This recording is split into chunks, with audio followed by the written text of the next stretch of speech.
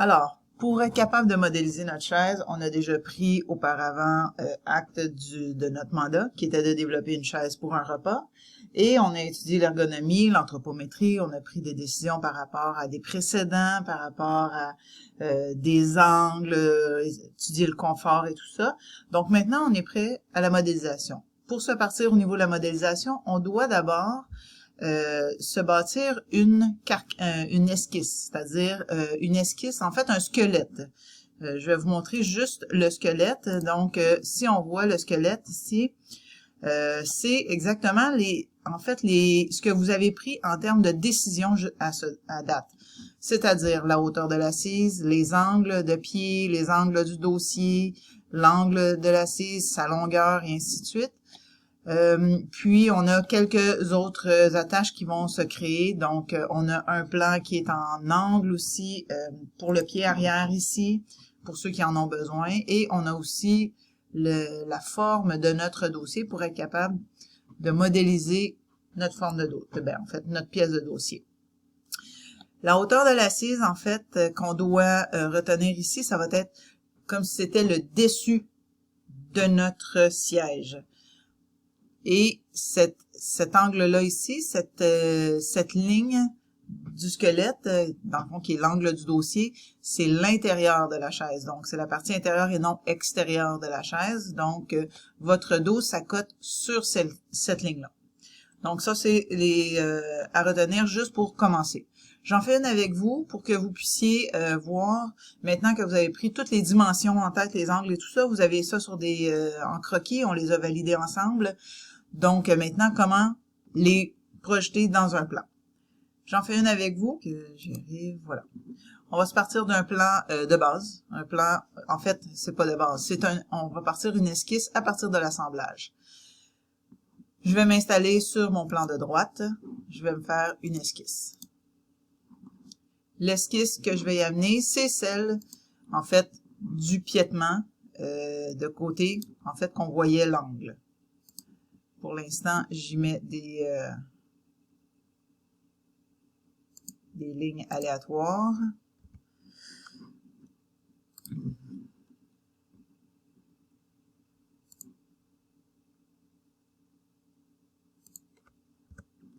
Et ici, je prends des décisions.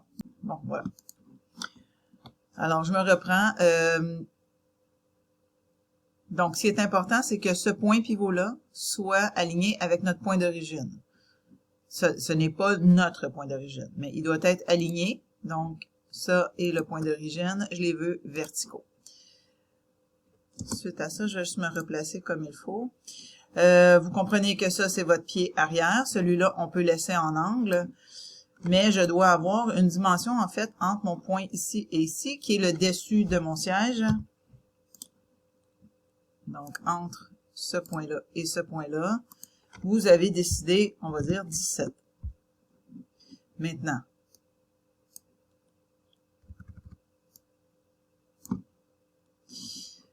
cette assise-là ici, avec le plan du sol, qui est notre plan de dessus, l'angle que vous avez décidé, ça, et le plan du dessus, je vais juste les faire apparaître pour être sûr. Bon, donc, celui-là avec le plan du dessus. Voilà.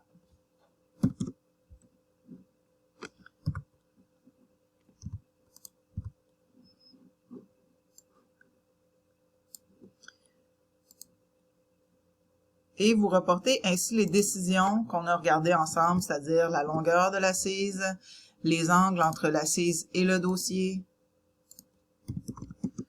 Je mets les angles que moi j'ai décidés. Vous vous rendez disponibles ces angles-là selon vos décisions. Attention de mettre vos cotes dans l'angle. Parfait. Et quitte à l'étirer après, juste pour dégager la vue. Maintenant, pour ce qui est du piétement ici, on peut, dans le fond, il est attaché au point d'origine. Au plan du sol, si on veut, l'angle. Idéalement, vous vous souvenez, on en a déjà discuté. Ce qu'on veut idéalement, c'est que dans le meilleur des mondes, que le point du dossier et le point du piétement soient plus ou moins pareils. S'il est trop à l'intérieur, vous vous souvenez, on a observé que les chaises finissent par basculer parce que le poids du dossier déporte le poids de la chaise vers l'arrière. Et s'il dépasse trop par rapport au dossier, si le pied dépasse trop par rapport au dossier, ça devient enfargeant quand on circule autour de la chaise. Donc, on peut se mettre à 1-2 pouces de la ligne qu'on cherche à avoir. On pourra y revenir. On peut le laisser sans cote pour l'instant. Au niveau de l'esthétique, on pourra y revenir. Si vous avez déjà votre dimension, vous pouvez l'inscrire. Donc, c'est mon ossature de départ. Maintenant, sur le plan de face, je dois aller reporter une autre décision qu'on a prise, c'est celle de la largeur du siège. Donc, je vais me faire une esquisse sur le plan de face. Le plan de face, et je veux aller faire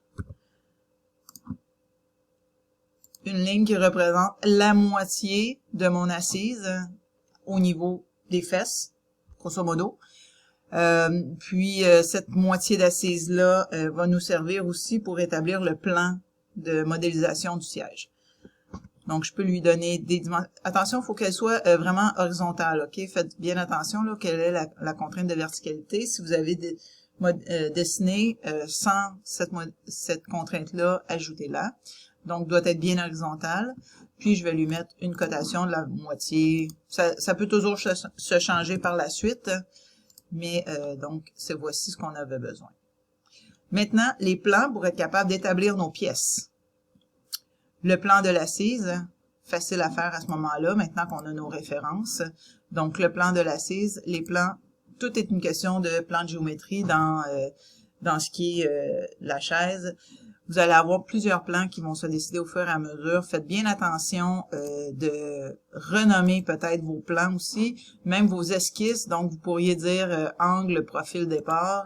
Ça va vous éviter de tout le temps avoir à rechercher lequel est le bon, parce qu'on a à s'y référer souvent. Cette esquisse-là, ça va être moitié d'assise. Assise, largeur. Voilà. Maintenant, plan de géométrie, je veux mon plan d'assise qui va être ma première référence. Ces trois boutons-là, vous vous souvenez, 3 points de référence. Vous allez voir, on fait un rappel un peu de tous nos plans de référence ici. Donc, celui-ci, je l'accepte. Ça va être mon plan d'assise.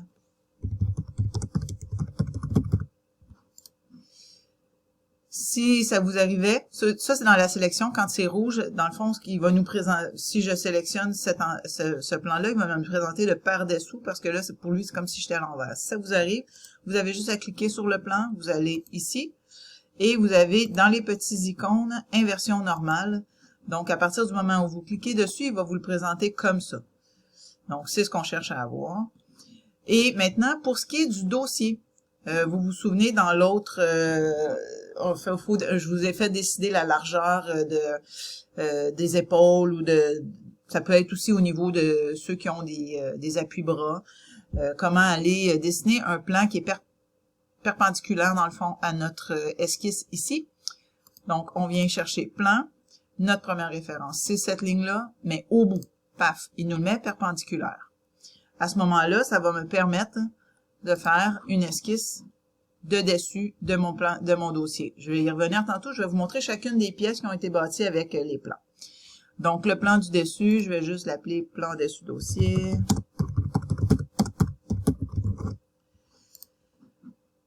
Et sur ce plan, je vais venir faire une esquisse.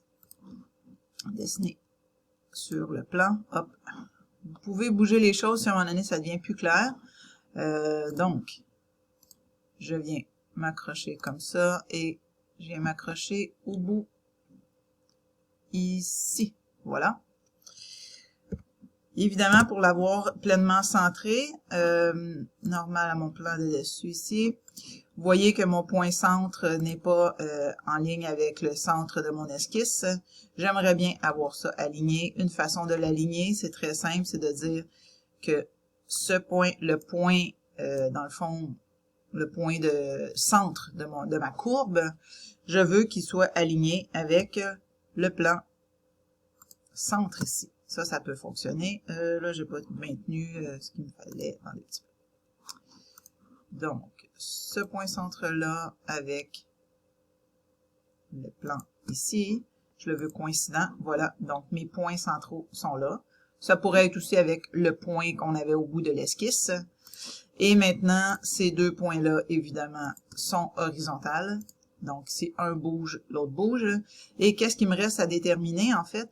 Si vous regardez, ça va être la profondeur de votre courbe. On pourrait aussi y donner une dimension si vous l'aviez déjà. Il y en a pour qui c'est très déterminé déjà, que ça doit être 14, 16, peu importe votre largeur d'épaule.